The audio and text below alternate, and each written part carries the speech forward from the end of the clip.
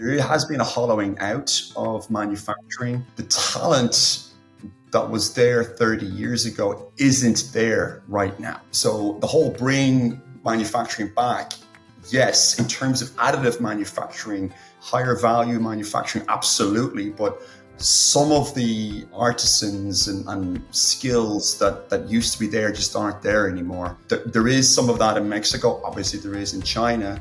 For our own local situation, we're going to be bringing over some Chinese to help us with getting set up and established in Mexico. We need to come out of the blocks. We don't have the time.